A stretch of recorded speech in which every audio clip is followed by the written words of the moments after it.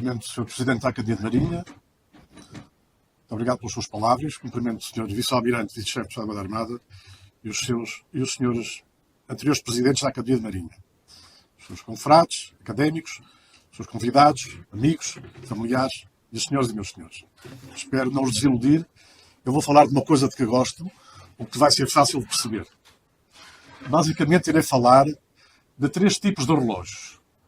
Isto que os ingleses chamam lantern clock, poderíamos traduzir por relógio-lanterna.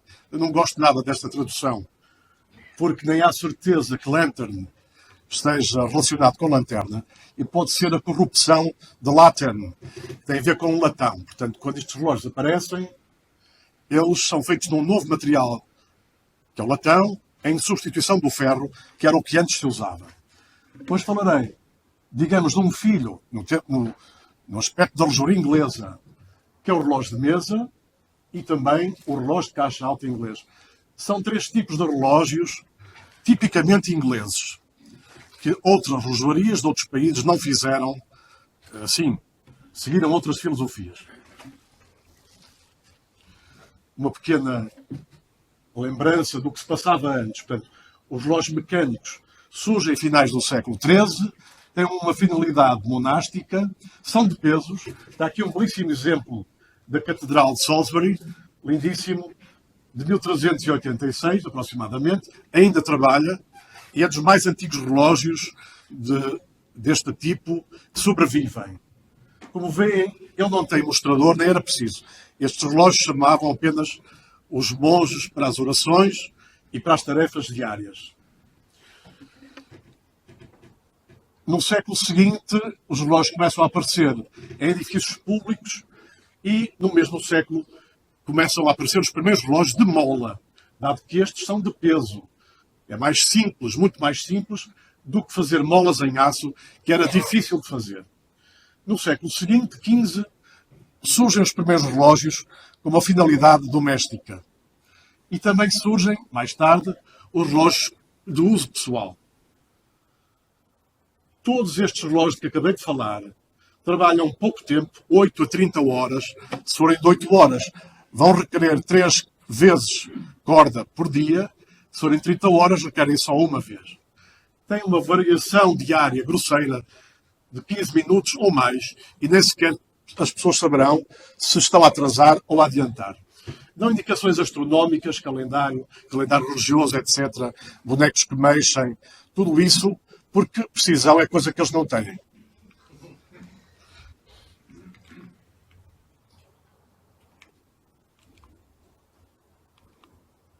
Isto não muda o slide.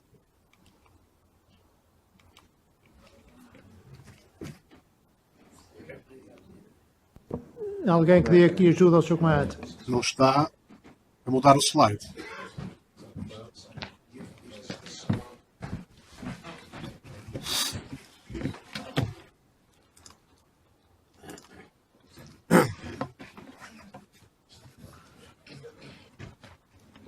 Agora já funciona.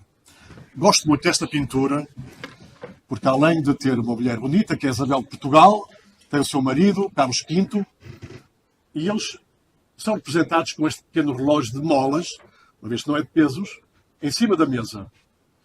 É claro que eu concluo logo que eles dão grande importância ao relógio, senão ele não apareceria aqui. Na realidade, o quadro é pintado pelo Rubens em 1628, copiando o original Tiziano, que entretanto se tinha perdido. Em qualquer caso, esse original não foi pintado desta forma. O imperador Carlos V manda pintar já a mulher que tinha morrido, mas esta é a interpretação que quem mandou fazer achou que podia fazer ao pôr este relógio. O relógio é idêntico a este outro que eu arranjei na net, que é o chamado relógio alemão, cerca de 1570. Estão a ver que há uma grande semelhança. Nesta fase da história, quem produz relógios são sobretudo os alemães, nos centros de Nuremberg e Augsburgo. Exportam para todo o lado, nomeadamente para a corte dos Habsburgos, o que não admira, eles são alemães. Portanto, isto é o que temos na época, um só ponteiro, as horas em romanos, mas também em árabe. O Z é um 2, naturalmente. Já disse que estes relógios têm pouca precisão. São muito bem decorados. Vão ver aqui uma figura feminina. Dá aqui um outro exemplo. Este é provavelmente Nuremberg, a meados do século XVI. Isto é pequenino, tem um palmo de altura, não chega. Depois, mais uma imagem palaciana de Mariana de Áustria, mulher de Filipe IV, e sobrinha também, já agora. Então, ali o relógio que eu ampliei e comparo com este outro, que veio à praça recentemente, deste autor alemão, Augsburg, cá está, cerca de 1650. Foi vendido por 31.000 euros. Uma brincadeira. Isto voltou a enterrar. SOS. Será falta de pilha? Qual é o problema? Deve estar a tocar aqui no rato. Diga? O suplemento deve estar aqui a tocar no rato. Então ponha-me longe. Obrigado. Só. Este é o filho da senhora anterior. O relógio não é com certeza o mesmo, mas é parecido. Pode que eu comparo novamente com o mesmo. Este é Carlos II. Quando eu olho para este retrato, fico com pena do rapaz. Porque eu acho que os retratistas eram lisonjeiros para com os retratados. Vamos agora para a Inglaterra. Henrique IV, esse oitavo, oferece à sua segunda mulher este relógio. Na altura davam-se bem, naturalmente.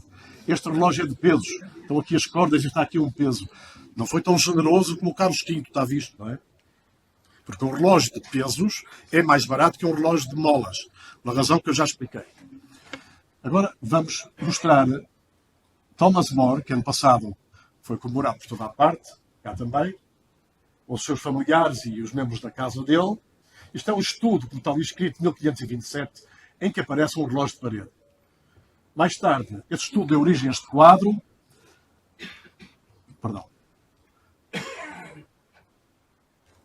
Pintado por este homem em 1593. A representação que ele faz do relógio de parede é muito fiel. O pormenor curioso é que toda a gente tem um livro na mão, quase todos. Eu contei aqui 10 livros. Portanto, o relógio ampliado é parecidíssimo com este. Portanto, o pintor foi rigoroso. Temos ali a lua, para mostrar a fase da lua. Tudo isto é ferro. E estes pilares, ou postos nos cantos, recordam o gótico dos contrafortes das catedrais góticas. Portanto, tal como estas formas aqui, e até os próprios sinos, tem muito de gótico este relógio. Portanto, estamos na Inglaterra e os relógios que os importantes têm não são ingleses, são alemães. Mais um exemplo parecido com este, aqui com a Eva e o Adão a cometerem o pecado. Pegamos todas as fadas por causa disso. Aqui são os expulsos do paraíso. São muito semelhantes, são da mesma época, portanto. Aliás, curioso, em setembro, numa exposição de relógios ingleses que eu vi na Inglaterra, do período principal da relojoaria deles, o primeiro relógio era um relógio destes, era alemão, numa exposição de relógios ingleses. Mais um exemplo de um indivíduo importante que é representado com um relógio de pesos ao lado. Portanto, resumindo, no século XVI, a partir do reinado de Henrique VIII, cada vez surgem mais documentos que provam que havia relógios de uso caseiro nos inventários das casas reais e das famílias ricas. Na sua esmagadora maioria são importados ou feitos por relojoeiros estrangeiros que vivem na Inglaterra, que estão lá estabelecidos. Muitos deles são hugonotes saídos dos Países Baixos, porque Filipe II não os matava propriamente, mas taxava-lhes a atividade e eles iam à procura de melhores condições de trabalho. Não só relojoeiros, muita gente saiu. Finalmente, no último quartel deste século XVI, há mais relojoeiros ingleses do que imigrados. Portanto, começa a haver massa crítica de relojoeiros ingleses. É o último slide que eu mostro de um relógio do tempo gótico, chamemos-lhe assim. Portanto, recapitulando, ferro e elementos góticos, aqui, nestas colunas, por exemplo. Eu chamo a atenção para um pequeno pormenor de ordem técnica, que é o que controla a marcha dos relógios é um balanço, é uma roda que roda para a esquerda, para a direita, e a cada rotação liberta um dente da última roda dentada, que se chama roda de escape, porque vai escapando um dente de cada vez. é um sistema pouco rigoroso e que o pêndulo irá substituir. No continente usava-se, antes desta época, em vez de um volante redondo, era uma haste, mas o efeito é o mesmo. A haste fazia este movimento.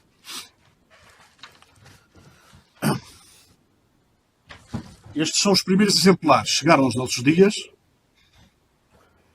de relógios. Podemos dizer que são os pais do Lantern Clock de que eu falei. Já não tem nada de gótico. Este está no British Museum a trabalhar. Uma peça magnífica, feita por este homem, Nicolas Vallin, ou Valin, consoante for dito por um inglês ou não. Portanto, já tem latão e não só ferro.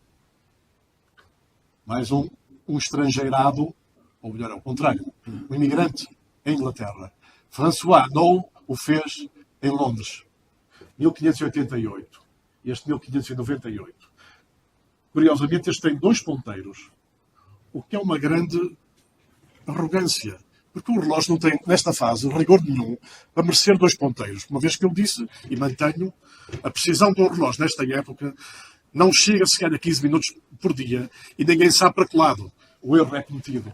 Portanto, estar a indicar minutos é uma grande presunção. Portanto, no começo do século XVII, cada vez há mais relojoeiros naturais de Inglaterra. Ali a vermelho está o que é negativo para a relojoaria inglesa, é a grande importação de relógios alemães, sobretudo em latão. Mas também se importam outras coisas, não é só relógios. O que é positivo para a relojoaria inglesa é o que está aqui a azul. Portanto, a Guerra dos 30 Anos é uma bênção, nesse sentido, para os ingleses, uma vez que a guerra vai parar com o comércio que vem da Alemanha e eles são obrigados, para corresponder às necessidades locais, a serem mais dinâmicos e construírem a sua própria indústria.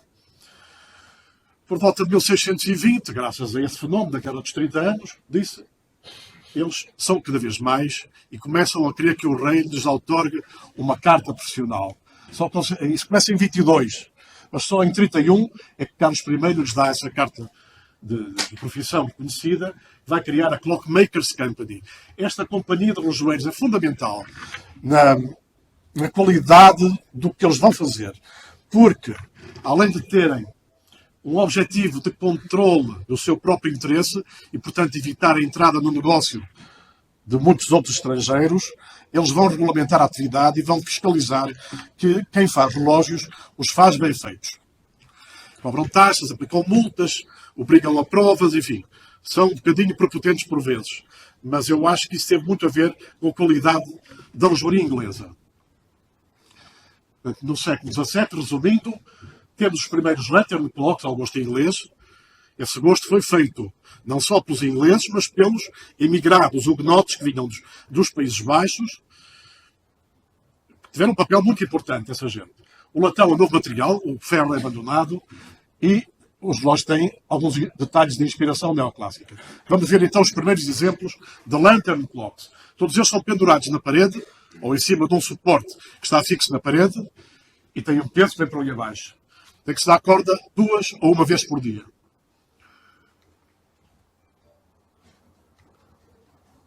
Todos eles têm um só ponteiro e têm esta divisão em quartos de hora, que é o melhor que eles poderiam indicar. Mais um quadro, mais uma pintura de um indivíduo importante, o Chief Justice, é de cerca de 1650, em que a representação do Lantern Clock é perfeita. Quando eu fotografei isto em setembro no Science Museum, por isso é que a fotografia não é grande coisa, achei graça a esta frase que lá estava na legenda. Incluiu a clock, para indicar o conhecimento científico e a virtude do proprietário. Não sei se o professor Batista Pereira comunga desta interpretação.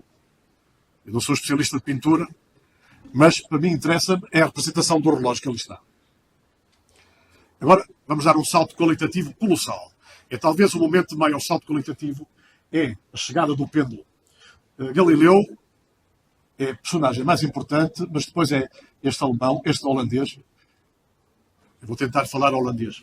Christian Huygens. Desculpem lá. Mas, perguntei ao holandês como é que se dizia. Depois de 10 minutos de treino consegui dizer isto. Portanto, este senhor, que é um dos meus ídolos de jovem, em 1583, reza a lenda, estava na Catedral de Pisa, não devia estar muito atento à missa, porque pessoas a observar as oscilações do candelabro e percebeu-se que eram isócronas, ou seja, levava sempre o mesmo tempo da esquerda para a direita como da direita para a esquerda, mesmo ao fim de bastante tempo. E era independente, a duração desse movimento era independente da amplitude da oscilação. Que ele tenha notado isso. Com a pulsação é notável. Eu ficava logo perturbado, a minha pulsação variava mais depressa. Portanto, não dava para aferir coisa nenhuma. A verdade é que ele estipula as leis do pêndulo do século XVII e percebe que algo que funciona com tanta periodicidade poderia regular a marcha dos relógios. Tenta fazê-lo com a ajuda do filho Vincenzo. Não consegue, porque entretanto morre em 1642. Com 78 anos, nada mal para a época. Então este Christian, perdoem-me a vaidade, Huygens, eu gosto de fingir que falo holandês, que é um grande cientista, como sabemos, desenvolve, com a ajuda deste relojoeiro, Salomão Coster, será um daqueles descendentes daqueles portugueses que foram expulsos de cá. Podia até ser Costa, por exemplo, que é um nome bem popular em Portugal. Não sei, não tenho informação nenhuma sobre Salomão Coster.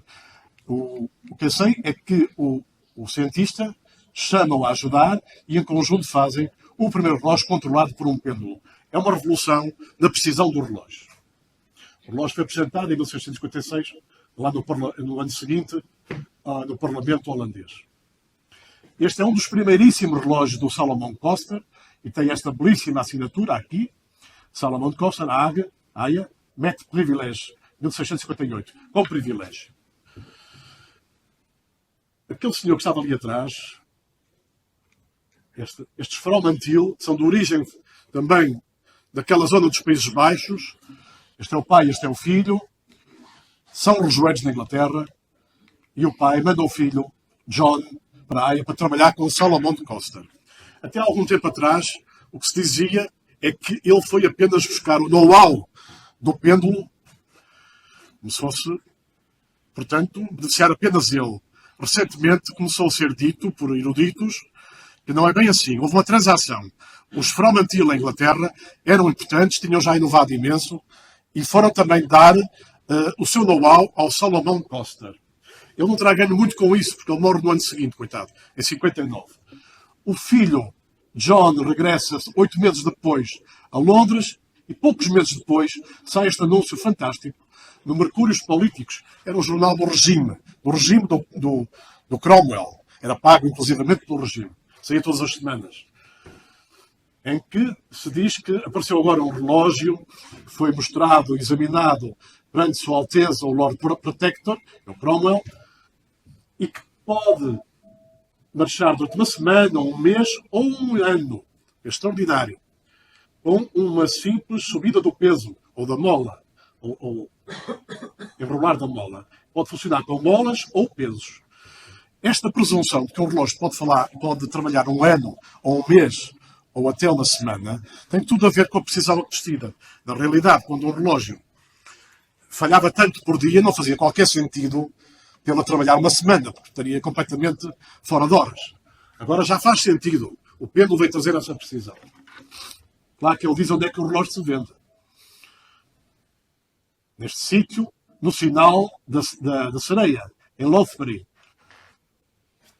Os sinais das casas comerciais eram umas tabuletas cá fora. Mais uma pintura que eu acho bonita, porque está ali, embora mal se veja, um lantern clock. Consegui esta imagem do mesmo quadro mais ampliada e comparo com um outro relógio igual, muito parecido. Quer dizer que o pintor foi muito rigoroso. Embora na pintura o detalhe só tenha 6,5 cm de altura, dá para ver como isto é semelhante. A pintura é de 63, este exemplo é de 74. Já é depois da aplicação do pêndulo. Portanto, este relógio pode ser de pêndulo, e se for, é um pêndulo curto, pequenino, já explicarei porquê, ou pode ser ainda de velho sistema de balanço. É pouco provável, porque o pêndulo foi tão revolucionário que os relojoeiros desataram a usar o pêndulo e a acabar com o balanço, não tinha rigor nenhum. Este, como é de 74, pode ser de pêndulo curto ou de pêndulo comprido, já explicarei a diferença. Vamos então ver esse de 74. Esta decoração é o leão e o unicórnio da monarquia inglesa, está assinado William Holloway of Stroud. Stroud, uma povoação pequena nos arredores de Bristol. Isto mostra como uma relojoaria já estava descentralizada. Nós aqui falamos em descentralização constantemente, mas não fazemos nada por ela. No século XVII, como se vê, na Inglaterra, não é só em Londres que se fazem relógios. Este foi feito em Stroud, que é uma povoação ridiculamente pequena nos arredores de Bristol. Também não é uma povoação topo de gama. O relógio, as patas reproduzem bolotas e cá está o tradicional mostrador com o só ponteiro, a divisão em quartos de hora. Então um engano. O gravador fez o traço largo aqui do X no sítio errado. O traço largo tem que ir do canto superior esquerdo do X para o canto inferior direito do mesmo X. E a bela assinatura, William Holloway of Stroud, 1674. Este é dos poucos relojoeiros que datava sempre os seus relógios. Isto é uma bela flor, motivos florais e vegetalistas aqui, muito bem gravados. Um outro erro, que é dia et Mondroit, ou uma gralha gravosa no dia. Se bem que eles não falavam muito bem francês. Este mostra porque é de alguém que ou é português ou espanhol, penso eu, não é? Com este nome, Marcos Pérez. Não sei nada sobre este homem. Como já estamos depois da introdução do pêndulo, este também acha que já pode pôr ponteiro de minutos, o que é uma presunção tremenda. Está aqui a divisão de fora em minutos, mas cá pelo interior conserva-se a divisão de quartos de hora. E finalmente um último lantern clock. Falta-lhe um sino cá em cima, o relógio fica apoucado com essa falha. Tem aqui uma frase maravilhosa que eu transcrevi para aqui. Ignácio Hudsford, na galeria do Grão-Duque da Toscana, inglês. O Grão-Duque da Toscana é este senhor, que aqui é jovem, tem 18 anos. Tem um ar pesado. Mas porquê é que eu estou a falar dele? Porque ele casou, a coisa correu mal. A mulher não era amiga dele. Vamos ser benevolentes. E o pai dele aconselhou que fizesse uma viagem grande. Ele fez um Grand Tour, mas ao contrário. Ao contrário dos ingleses que vinham para sul, iam até a Itália, ele vai, na sua segunda viagem, para ser livre da mulher, vem para os nossos lados. E passa em Portugal.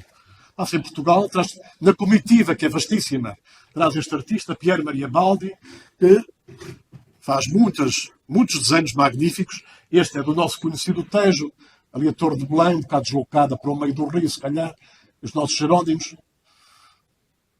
Isto é feito em 1669. Este pormenor, de uma das gravuras, aguarelas, aliás, que o Baldi fez, é o próprio artista representou-se aqui dentro da carruagem a fazer o desenho, aqui ao pé dos Jerónimos. Mais ou menos da zona onde agora são os pastéis de Belém. Eu gosto muito de Hogarth, esse caricaturista social inglês, que representa aqui um relógio de lantern. É um bocado bizarro, porque estamos em 1743. Só que ele quer apolcar este personagem nesta história. Mariage à la mode, em 6 gravuras, aliás, 6 pinturas que ele faz, e depois são feitas coleções de gravuras que toda a gente comprava. Aqui vemos melhor o detalhe numa das gravuras feitas. Quem diz isto não sou eu, limito-me a transcrever. Portanto, o ambiente da casa é de alguém que é avarento, mesquinho, pessoa mal formada. Aliás, ele está a tirar o anel da filha, que está moribunda, de tal forma ele é avarento.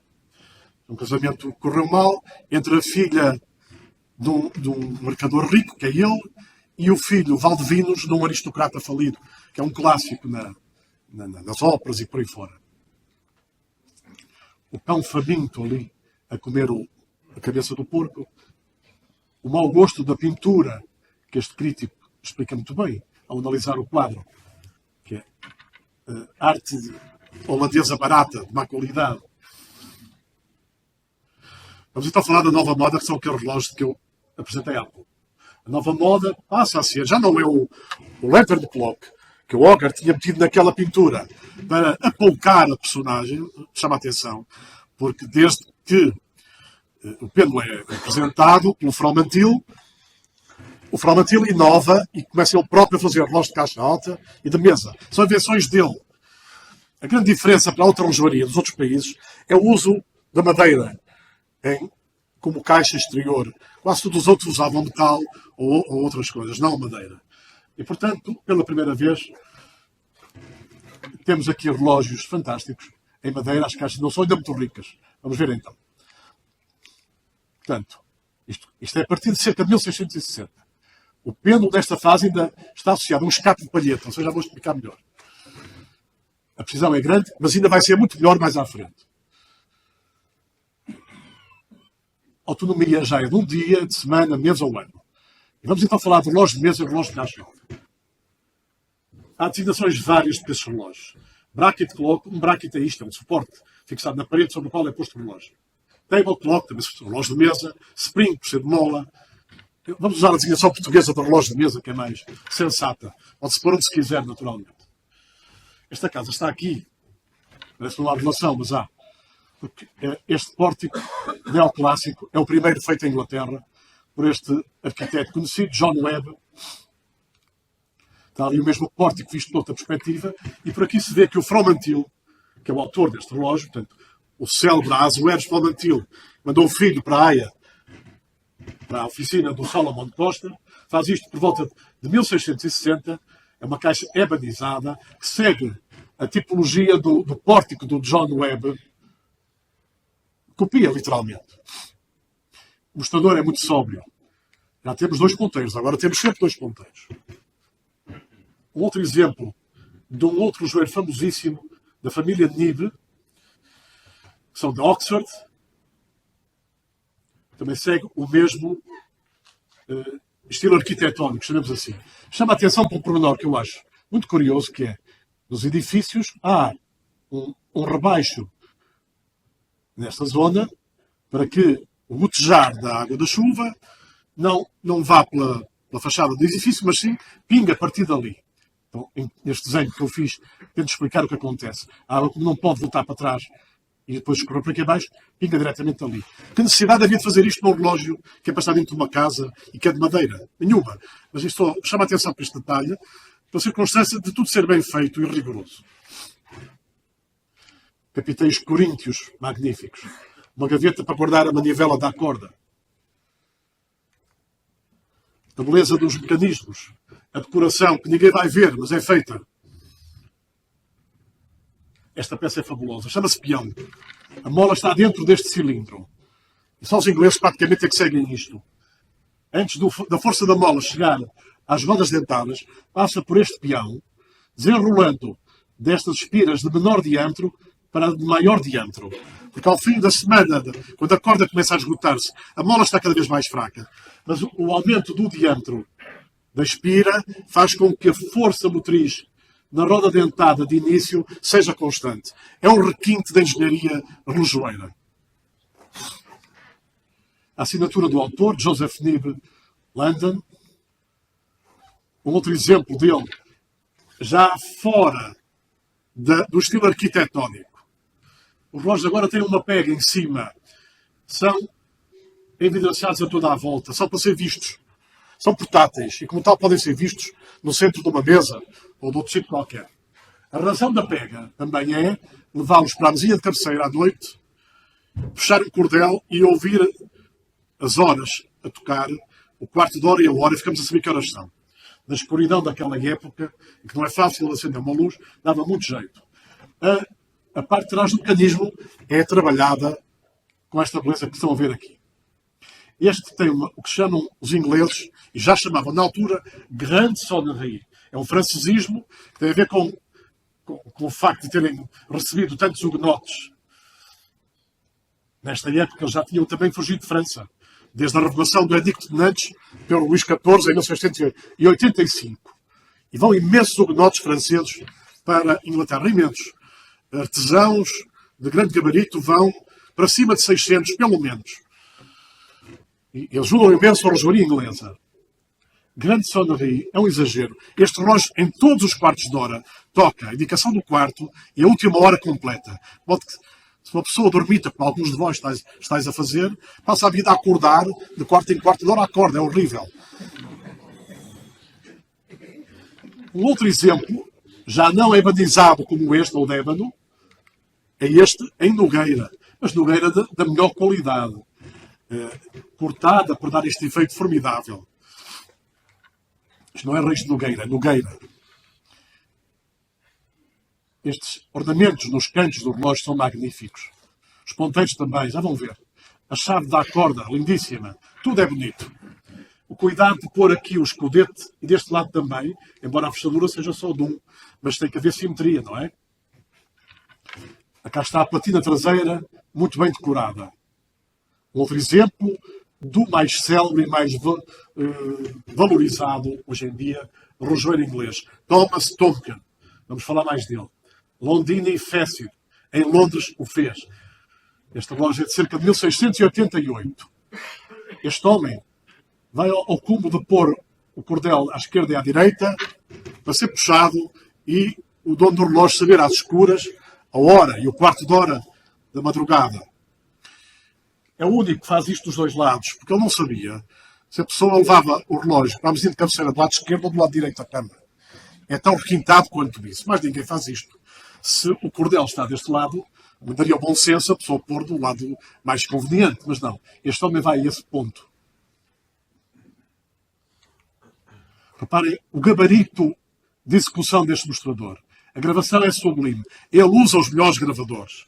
Usa os melhores cinzeladores que fazem estes querubinzinhos, estas caras rechonchudas com asinhas. Tudo isto é muito bonito e muito bem feito. E depois é dourado. E aqui este centro granitado.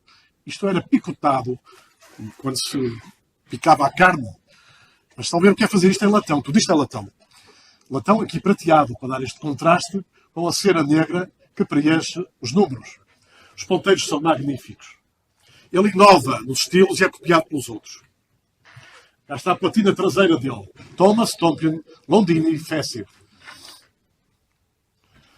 Este exemplo é de um outro relojoeiro de grande gabarito, cujo filho, mais tarde, com o mesmo nome, faz relógios que viajaram, por exemplo, com James Cook nas suas viagens de exploração do Pacífico. É dentro da mesma gramática do anterior.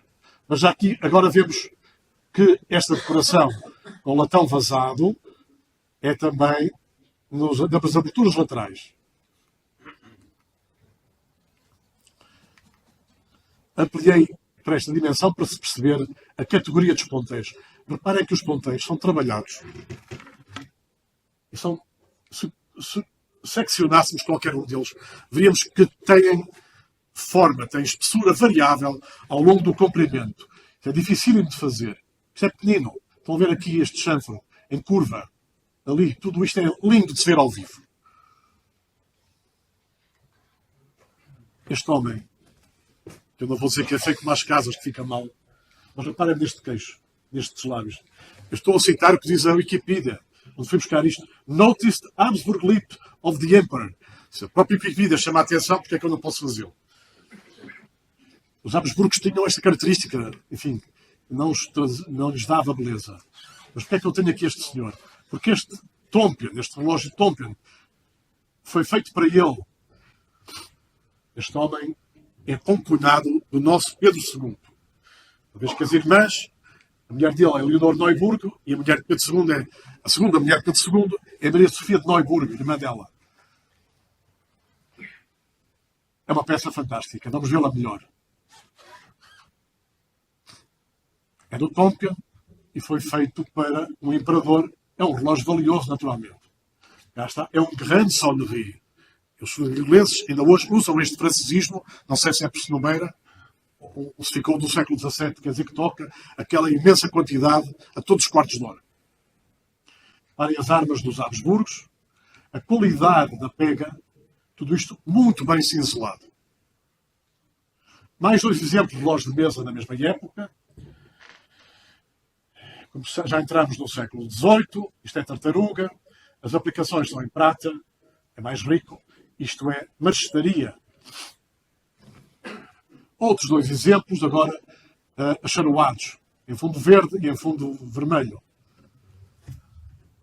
Cá está mais um huguenote estabelecido em Londres, Simon de Charles. Esta é a parte traseira de um daqueles, aqui com este, não sei se posso chamar querubim, um jovem com asas, enfim. Gravação magnífica, tudo é magnífico. O pêndulo não é original, porque se fosse, teria a decoração condizente com o resto. Este exemplo está no Palácio Fronteira. É da mesma época. E aqui temos a lua indicada ali. Cá está.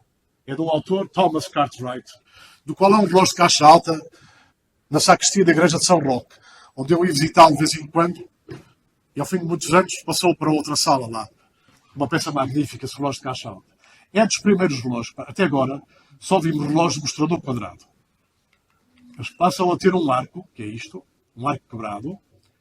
É uma novidade que aparece alguns entre 1710 e 1720 e que depois todos passam a usar porque permite mais volume lá atrás disponível para complicações diversas. Já irei falar.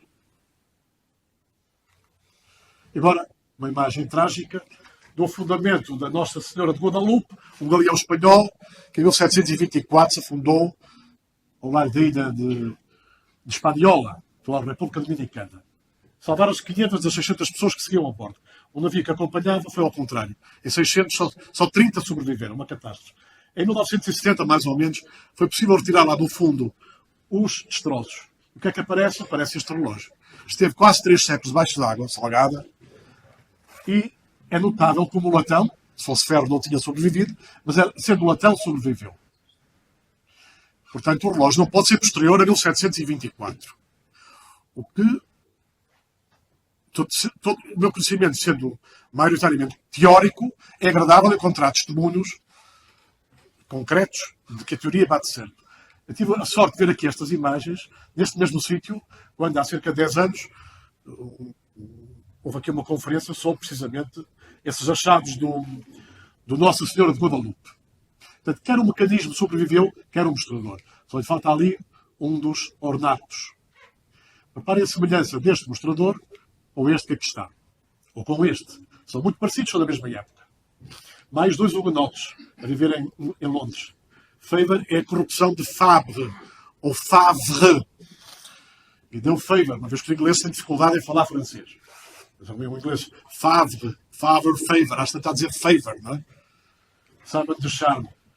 Cá está 2 formas de decorar, ou o ebanizado, ou ébano, e a nogueira, lindo material.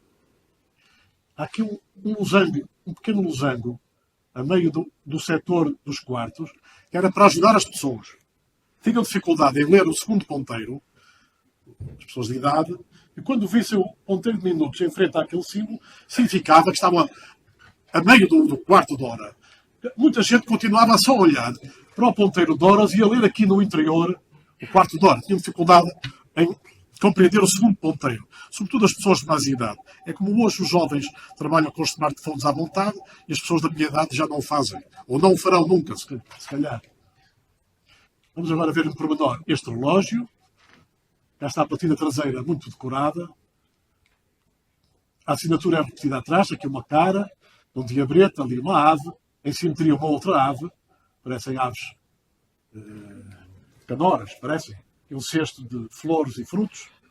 E até as peças em L que fixam o mecanismo à caixa são decoradas a condizer. Tudo tem que ter correspondência. Uma outra caixa acharoada em fundo vermelho, que são mais raras. Este vazado em madeira é formidável. De inspiração. Isto tem muito a ver com o gosto chinês da altura. Mais 2 exemplos de caixas acharoadas. E este, um outro aqui de... Mais 2, aliás. Claudius Duchesne, mais uma vez um hugonote. E este também, Stephen Rimbaud, ou Rimbaud, como dizem os ingleses. Tenho a curiosidade de ter aqui isto pintado com estes músicos cujos braços mexem ao ritmo do pêndulo. Cá está o pormenor daquilo que acabei de falar. Portanto, o braço mexe ali, mexe ali, mexe ali e mexe ali. Quem pintou isto foi este homem. Um imigrante para a Inglaterra, o Johann Zoffany.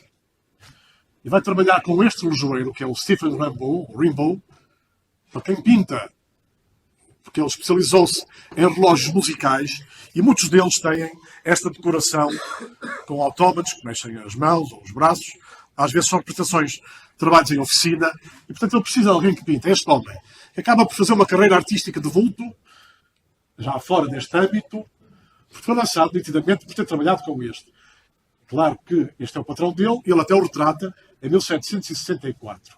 Ele faz representar com uma partitura na mão, precisamente porque ele produziu muitos relógios musicais. Fantásticos, aliás. Mais um exemplo.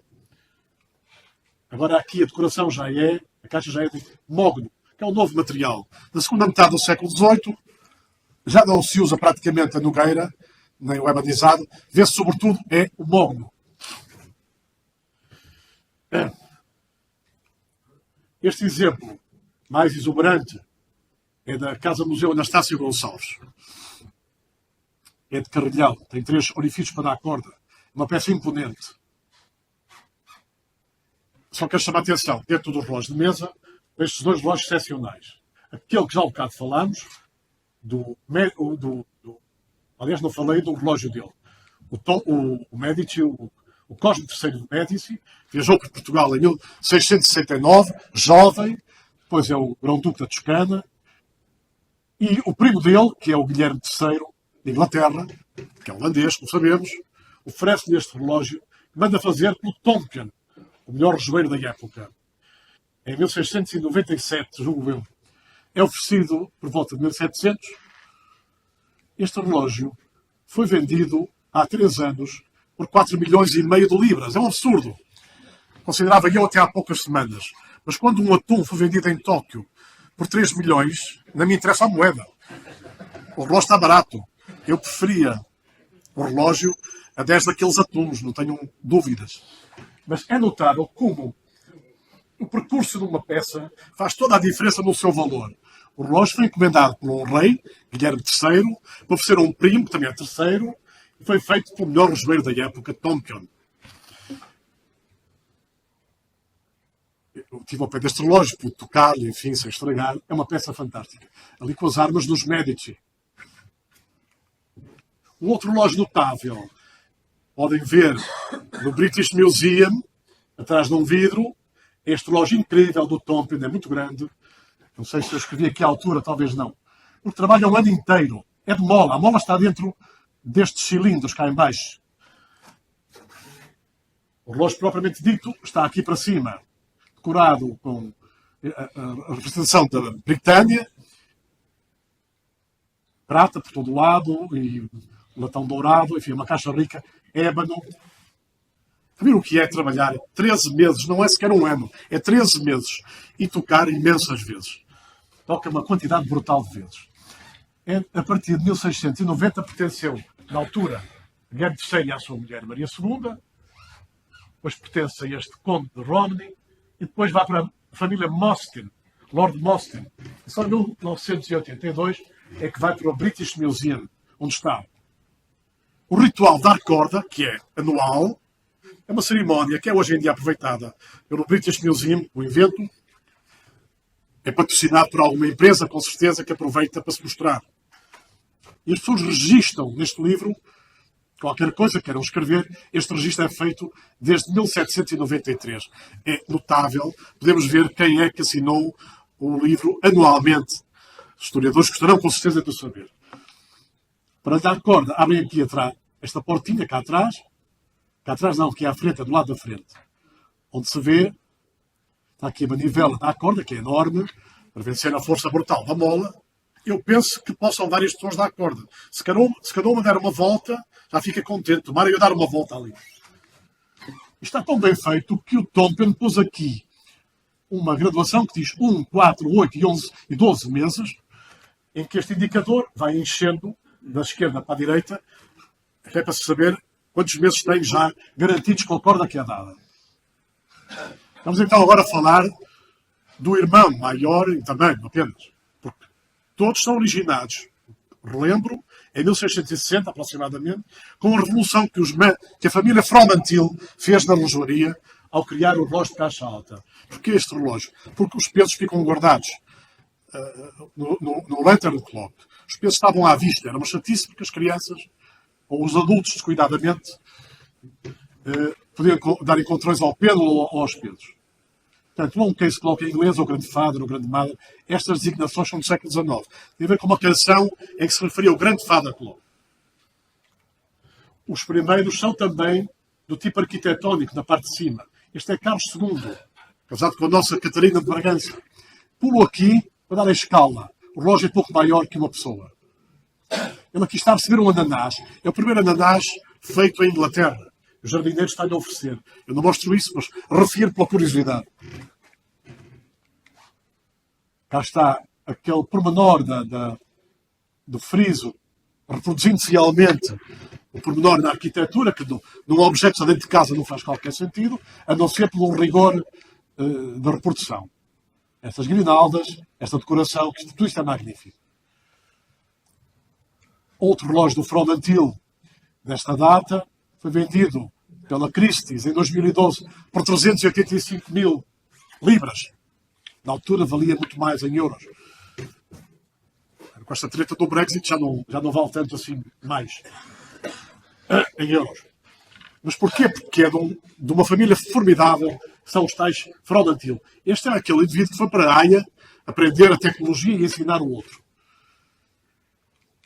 Ioannis, latinizado. Fromentil, Londini, Fessig. É o primeiro destes exemplos que nos dou com ponteiro de segundos. Porquê? Porque o pêndulo já é comprido. Já não é um pêndulo pequenino. Graças a uma outra invenção. Que vou-lhes mostrar muito rapidamente. O primeiro pêndulo que aparece são curtos e oscilam num arco muito largo. Porque a roda de escape mais rápida é esta. É a roda mais rápida. E para que os dentes passem um a um, estas palhetas têm que mudar muito do ângulo. E daí esta grande oscilação.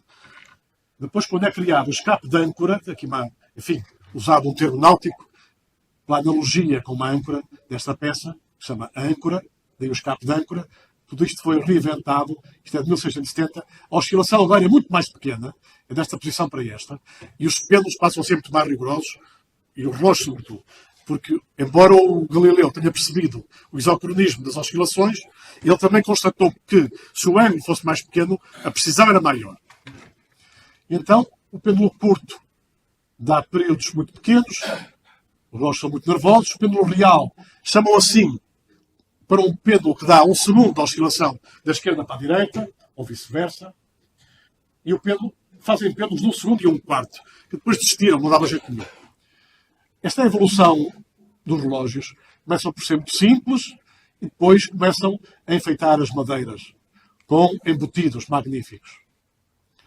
Isto é um exemplo deste senhor.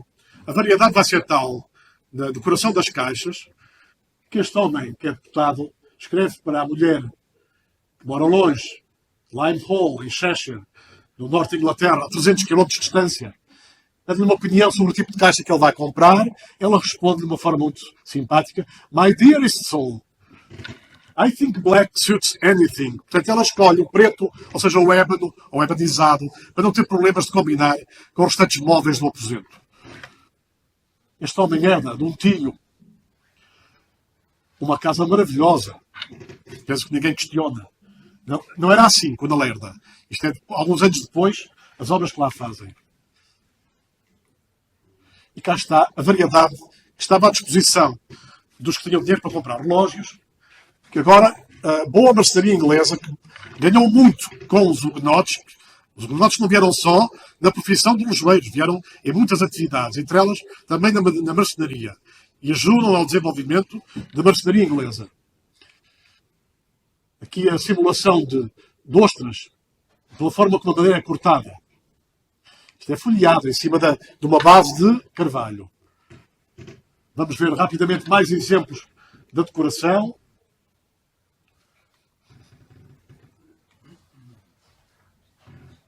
Mas também continua a existir a sobriedade,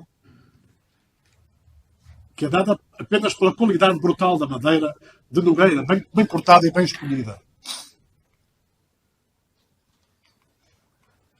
Aumento novamente o ponteiro para verem a qualidade do trabalho que está aqui de usar uma lima em aço e produzir este resultado final.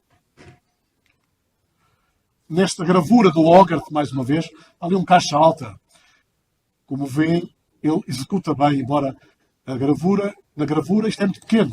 Mas este exemplo mostra que ele era rigoroso. Mas continua a existir o ebanizado. Agora, as cabeças estão a ganhar em altura. Os relógios são cada vez maiores. O pelo comprido vai suscitar nos marceneiros a vontade de tornarem as caixas mais imponentes. Compare um de 1675 com outro 30 anos depois. Desceram daqui para aqui. Não há que a imponência é muito maior. Os mostradores cresceram nesta proporção. Aqui é que está mais escala.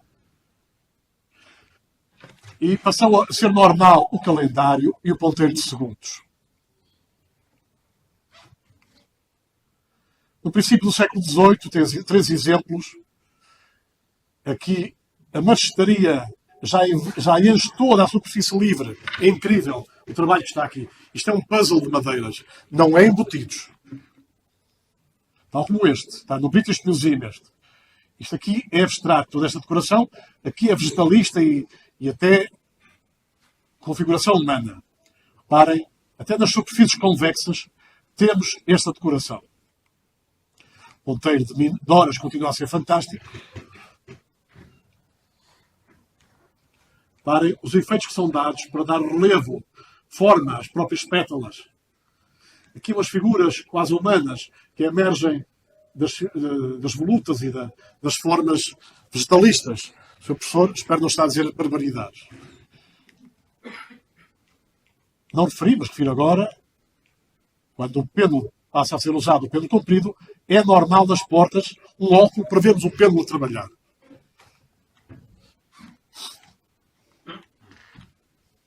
Na base do relógio está até aqui um passarinho muito engraçado.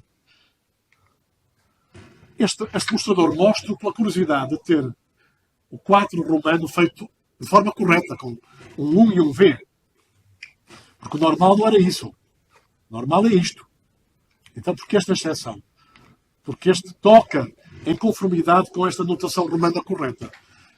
Tem 2 campainhas, uma com um som mais agudo, que eu aqui represento por tim, e outra com um som mais grave, que represento por tom. E ponho em bold. Portanto, o 1 é tim, o 5 é tom. E o 10 é 2 5, é tom-tom. E, portanto, o 1 será tim, o 5 será tom, o 10 será tom-tom, e dá muito menos badaladas num ciclo de 12 horas, dá só 30, em vez das 78. Há uma grande economia de energia.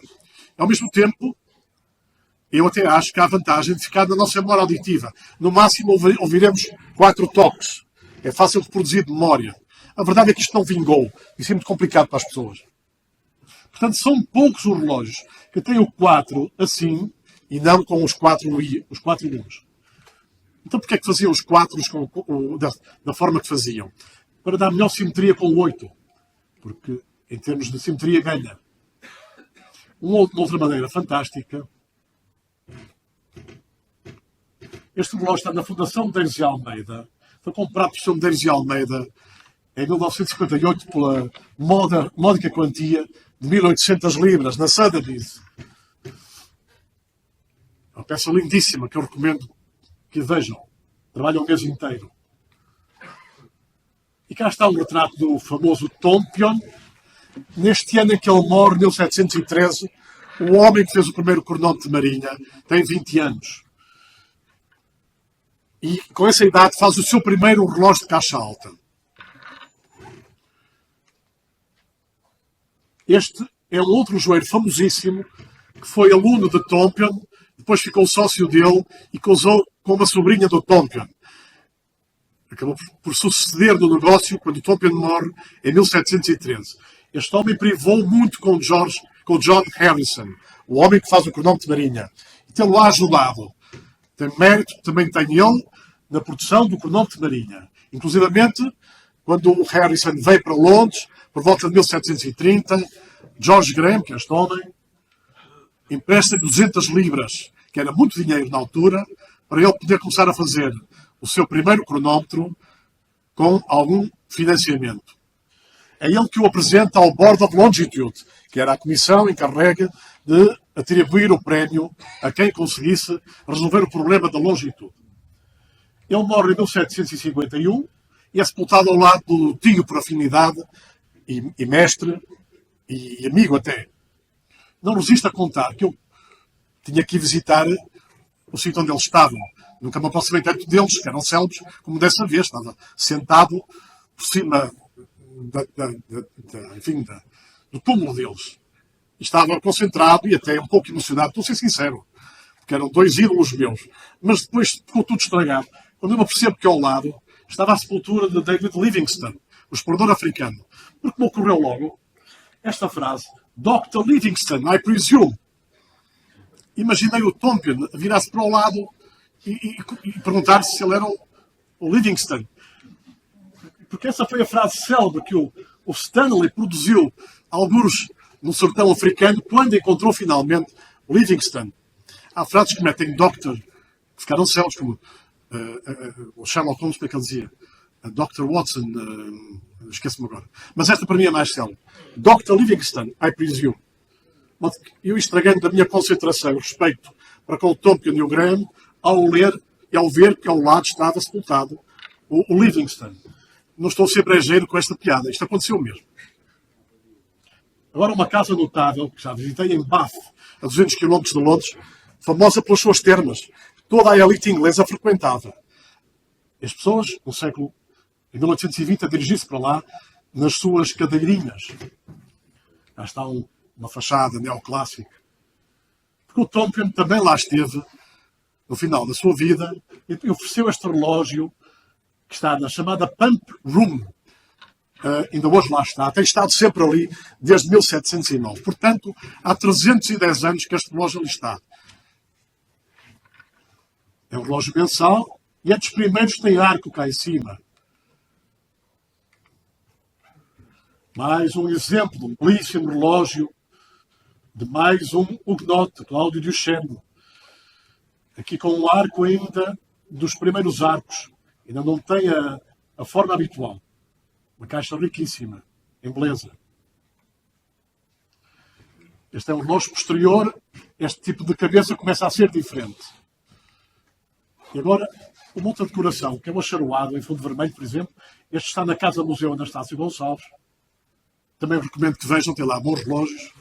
Uma casa muito simpática, ali ao pé daquele novo mamarracho que está na Fontes Pereira de Melo. Lisboa, felizmente, vai começando a ter cada vez mais mamarrachos. E não, eu tenho que abreviar uma coleção de relógios acharoados, que foi a grande moda a partir de meados do século XVIII, em fundos de diversas cores. E as cabeças vão evoluindo. Fundo escuro, fundo castanho dourado, fundo vermelho, fundo preto e por aí fora. E depois, na segunda metade do século, torna-se moda um óbnio, em que é cortado por forma a ter este belo efeito. Aqui não vou falar, porque já não temos tempo, das caixas Chippendale. Só queria referir alguns detalhes, quer nos relógios de mesa, quer nos relógios de caixa alta. Isto é muito dos ingleses. Vamos ver a equação do tempo, relógios noturnos, hora de nascer e pôr do sol, fases da lua, hora da praia-mar. Aqui está a equação do tempo, que é a diferença entre a hora solar verdadeira e a hora solar média, que é uma abstração, que dá jeito para o relógio, tem que ter uma marcha certa. Mas a verdade é que há uma diferença que pode atingir 16 minutos positivos, no máximo, ou 14 negativos, no máximo também. Este ponteiro, com um solinho tão bonito, vai indicar nesta escala se o sol está atrasado ou adiantado em relação aos relógios mecânicos. Isto é uma persporrência, dizer que o sol tem flutuações. Este recorte de jornal, que me foi cedido pela Fundação de Eiros e Almeida, refere a compra, em 1972, de um relógio da Catarina de Bragança, que é este que está lá disponível para todos vermos.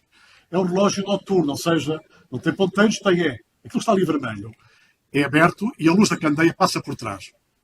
Pertenceu à nossa Catarina de Bragança. E veio com ela, quando ela enviou o voo, e veio para cá viver no Paço da Rainha, ali onde está hoje a Academia Militar. Uma peça notável. Mais um exemplo de um relógio noturno, mas agora caixa alta. Agora, este relógio, que até é de província, foi feito em Derby. Lá está. Os ingleses não tiveram tanto drama com o despovoamento do interior como nós cá tivemos. Eles têm contados desde o princípio da sua relojoaria até 1825, mais de 1000 cidades, em Inglaterra, País de Gales e Escócia, onde relógios foram assinados. É obra, mais de 1000. A Irlanda tem mais de 100. Quer dizer que havia muitos centros de relojoaria. Não quer dizer que em todos eles o relojoeiro local fosse capaz de fazer um relógio completo. Mas alguma mão de obra era incorporada localmente. Isto é obra. Cá seria tudo feito no Porto ou em Lisboa, presumivelmente. Ou em Braga, vá lá. Já havia relógios feitos em Braga. Este indica aqui a hora de nascer e pôr de sol para cada 2 semanas. Aqui no centro, o inglês arcaico. This table shows 14.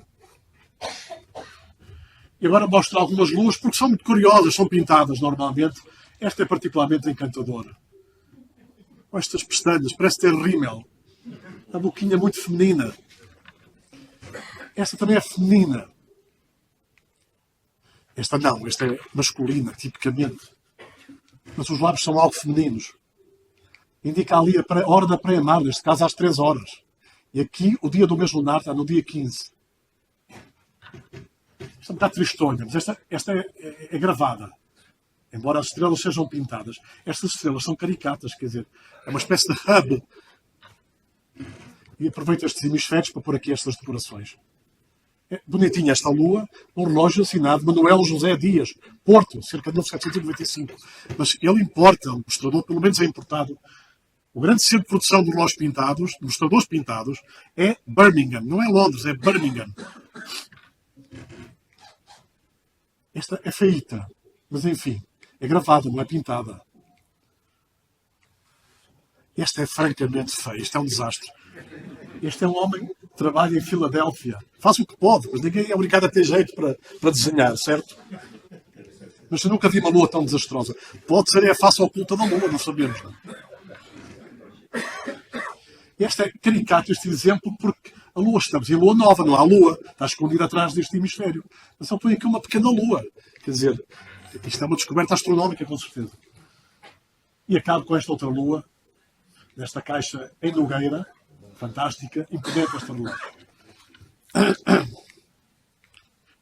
Acabo por falar do cronómetro, está aqui a atribuição do prémio em 1714, 20 mil libras que seriam atribuídas a quem resolvesse primeiro a questão. 20 mil libras equivaleria hoje a mais de 1 milhão de libras. Não interessa o câmbio. É muito dinheiro, muitíssimo dinheiro. Atenção que já Filipe II e o seu filho Filipe III tinham prometido prémios para quem resolvesse o problema. E até os governantes da Holanda no século XVII. Ninguém foi capaz. Os grandes problemas que o primeiro construtor de um cronómetro de marinha vai ter é os relógios são rigorosos, os relógios em terra já são rigorosos, com o pêndulo comprido, nomeadamente, e outros aperfeiçoamentos. Mas, no mar, variações de temperatura numa viagem, de pressão e de umidade, o ar salgado, sobretudo o balanço do navio, que impedia, obviamente, o pêndulo, era impossível assegurar uma marcha rigorosa em períodos longos. E as viagens eram longas. Esta é a grande dificuldade do John Harrison, o homem que vai resolver o problema finalmente. Que é este senhor. O que ele tem na mão não é o que deu o prémio. É um outro relógio pequeno. Porque hoje em dia os relógios são chamados H1 até H5 ou H4. Este é o primeiro relógio que ele fez de caixa alta, 1715, que está no Science Museum de Londres. Em madeira. Ele era carpinteiro, tal como o pai, mas gostava de relógio. É claro que ele aprende com o que existe.